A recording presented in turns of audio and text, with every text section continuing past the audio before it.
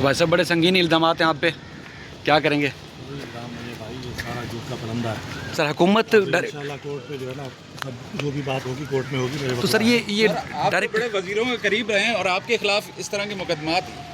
नहीं, ये सब गुस्सा है। किसका सर गुस्सा है? नहीं, जब आपको सवाई इंडिकेशन कोर्ट में ले जाएगा वहाँ हथकड़ी लेके आते हैं आपके ऊपर इतना इंडिकेशन और मेहरबान है आप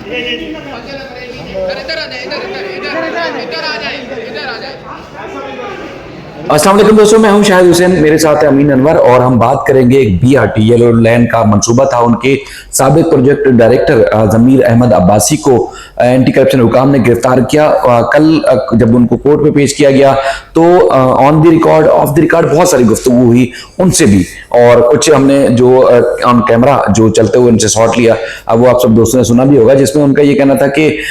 उनके ऊपर जो केस बनाया गया वो बोका सही जाली है, यानी कि ये भी कहा कि मेरे ऊपर किसी की नाराजगी की वजह से ये मुकदमा बनाया गया है। लेकिन बुनियादी तौर पर क्या मुकदमे में कानून को फॉलो किया गया है या महज ये दिखावा है, दिखावे की गिरफ्तारी है और कोई कार्रवाई होगी नहीं? क्योंकि माजी में भी जो आजकल के सिटिंग वजीर हैं उनके खिलाफ भी यहाँ से में करप्शन के न सिर्फ इल्जामात लगते रहे बल्कि गिरफ्तार भी हुए, जेलों में भी गए, लेकिन उसके बाद जब छूट गए तो वो दोबारा से मिनिस्टर बने हुए हैं। तो इल्जामात लगते हैं, लेकिन हकीकत उसमें क्या होती है? बुनियादी तौर पर क्या चीजें होती हैं जिसमें मुल्जमान छूट जाते हैं, इल्जामात भी लगते हैं, करप्शन की चीजें भी सामने आती हैं? तो इस बार जो है वो जो केस है ये भी एक हालिया तरीका जो अब की कार्रवाइयां हैं उनमें सबसे अहम और बड़ा केस समझा जा रहा है ज़मीर अब्बासी का, क्योंकि कराची में अगर सबसे ज्यादा जो मंसूबे शुरू हुए उसमें पहला शिकार कहें, पहली कार्रवाई कहें, वो ज़मीर अब्बासी हैं। ज़मीर अब्बासी के हवाले से मैंने चूंकि कल भी उनसे कहा कि आप तो सबकी आंखों के तारा थे, आप ताकतवर अफसर समझे जाते थे, तो ऐसा क्या हुआ कि आपके खिलाफ मुकदमा दर्ज कर लिया गया? तो अमीन, यकीनन आप भी उनके बारे में सुनते रहते हैं कि जिस महकमे में जाते हैं वहां उनका तूती बोलता है, इवन के मिनिस्टर्स की आंखों का तारा, और जो केस हल ना होने वाले हों वो ज़मीर अब्बासी साहब हल कर देते थे। तो अब खुद वो गिरफ्तार हैं, क्या वजह है और गिरफ्तारी की रीजन क्या बताई गई है और इल्जामात क्या है? देखिए शाहिद साहब, जैसा कि आपने कहा कि कुछ लोग नाराज हैं और आपको पता है कि ज़मीर अब्बासी सिस्टम के आदमी हैं और सिस्टम में रह के ही वो ये काम कर रहे थे, लेकिन अब क्योंकि सिस्टम उनसे नाराज है तो सिस्टम ने अपनी वो नाराजगी तो दिखाई है, लेकिन उनके खिलाफ जो मुकदमा दर्ज किया गया है उस पे एंटी करप्शन की कारकर्दगी पे भी काफी सवालात खड़े कर दिए हैं शायद साहब, क्योंकि इसमें जो प्रोसीजर है एक तो वो फॉलो नहीं किया गया। कल कोर्ट में भी यही बात डिस्कस हुई, खुद ज़मीर अब्बासी में भी बड़े कॉन्फिडेंट नजर आ रहे थे जब वो रिमांड के बाद बाहर निकले, तो उनका बॉडी लैंग्वेज भी आपने देखा होगा कि उन्होंने कोई गैर कानूनी काम नहीं किया जो भी, क्योंकि उन्हें भी पता है कि जो प्रोसीजर है एंटी करप्शन का वो FIR के वक्त फॉलो नहीं किया गया, और उनकी जो गिरफ्तारी है इसके हवाले से भी जरूर मैं समझता हूं कि आगे चल के उनको ये बेनिफिट जरूर मिलेगा, क्योंकि उनकी गुमशुदगी के हवाले से 2 दरख्वास्तें, पहले तो उनके वालिद साहब की जानिब से चेयरमैन एंटी करप्शन को एक खत लिखा गया कि उनका बेटा जो है वो लापता है 11 जून से, उसके बाद लाहौर हाईकोर्ट में एक गुमशुदगी की दरख्वास्त दायर की गई मिसिंग पर्सन की, सिंध हाई कोर्ट में दरख्वास्त दायर की गई मिसिंग पर्सन की, लाहौर हाई कोर्ट के ऑर्डर पर एक FIR भी लाहौर के एक थाने में दर्ज हुई, हायर थाने में। तो इन तमाम चीज़ों को देखते हुए जब प्रेशर बिल्डअप हुआ तो फिर मैं समझता हूँ कि मजबूरन जो है वो ज़मीर अब्बासी की जो गिरफ्तारी थी वो शो की गई, और कल कोर्ट में ये तमाम रिकॉर्ड भी पेश किया गया, तमाम दरख्वास्तों के जो CP नंबर थे वो FIR की कॉपी और प्रोसीजर जो था उसके हवाले से भी बताया गया कि एंटी करप्शन के जो बायलॉज हैं, जो कवानीन है, उसके मुताबिक पहले इंक्वायरी होती है और उसके बाद तमाम चीज़ें शवाहिद देखने के बाद जो इनका बोर्ड है वो अप्रूवल देता है FIR का, और उसके बाद जो है भी, लेकिन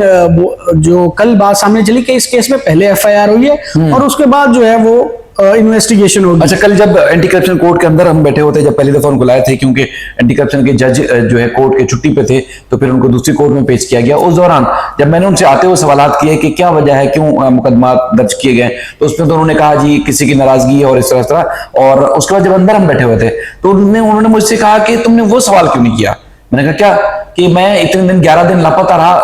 रहा, वो सवाल तो करना चाहिए था, वो सवाल क्यों नहीं किया। और उसके बाद फिर उन्होंने ये भी कहा कि चूंकि एंटी करप्शन में वो खुद तफ्तीशी अफसर रहे हैं और उसके अलावा नैब में तफ्तीशी अफसर हैं, पुलिस के डीएसपी रहे हैं, मुख्तलिफ महकूम में मतलब बड़ी आला ओहदों पर रहे हैं और बड़े बड़े केसेस भी उन्होंने किए भी हैं। और मशहूर ज़माना डॉक्टर आसिम केस, 462 अरब रुपए की करप्शन का केस, उसमें इन्वेस्टिगेशन ऑफिसर थे वो, और आपने देख लिया उस केस का क्या नतीजा। तो उसके बाद फिर ये इनके ऊपर कौन नाराज है, क्योंकि वो ये भी कह रहे हैं कि जिस ठेकेदार से 7 अरब रुपए लेके बैंक में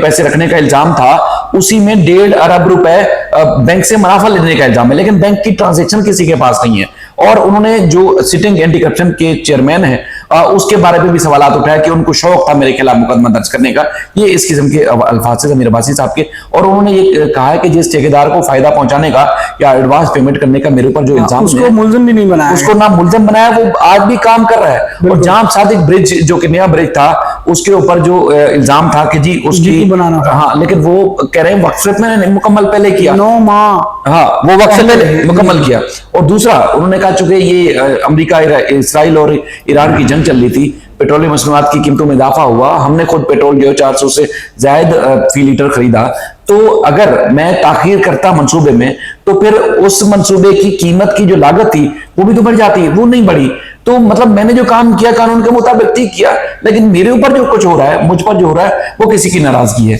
तो फिर वो नाराजगी का पहलू आपको क्या नजर आता है? बिल्कुल इसमें कुछ इसी तरह का कि अगर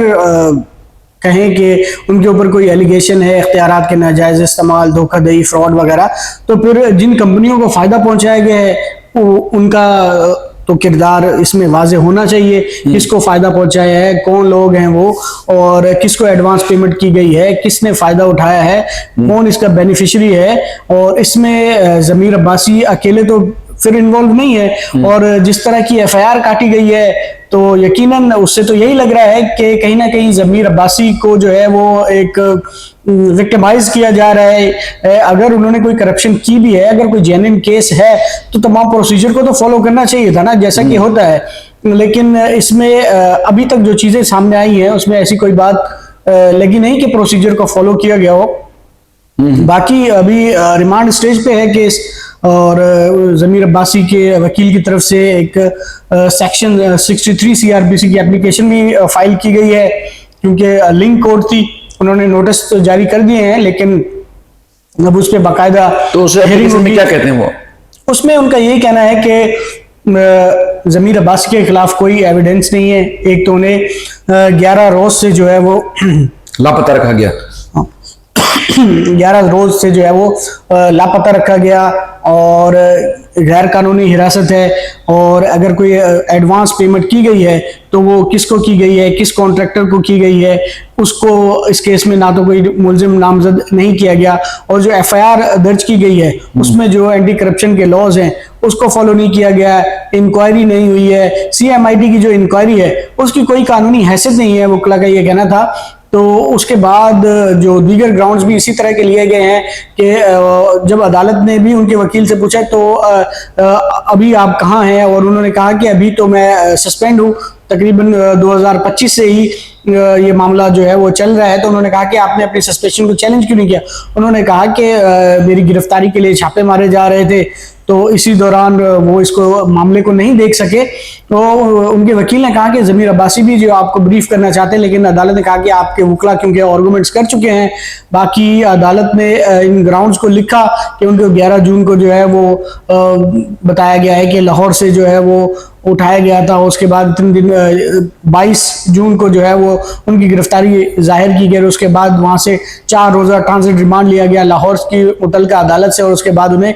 यहाँ लाया गया है। उसके अगले दिन 23 को उन्हें पेश किया गया और 5 रोज़ा जिस्मानी रिमांड हासिल कर लिया गया है। और अब इन्वेस्टिगेशन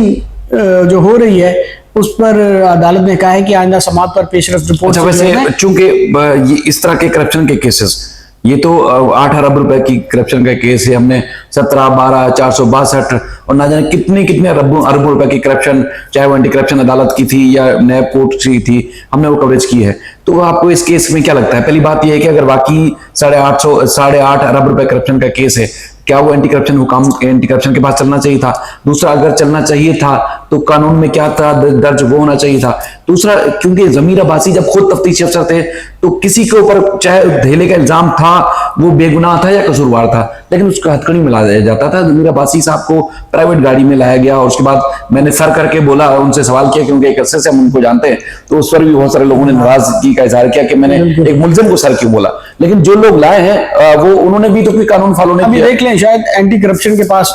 अपनी भी गाड़ियां होती हैं, लेकिन उन्हें प्राइवेट गाड़ी में लाया गया बगैर हथकड़ी के। फिर जैसे ही मामला हाईलाइट हुआ तो उसके बाद खलबली मची और मजबूरन हथकड़ी लगानी पड़ी उन्हें। एक हाथ में हथकड़ी वही कोर्ट में ही लगाई गई और उसके बाद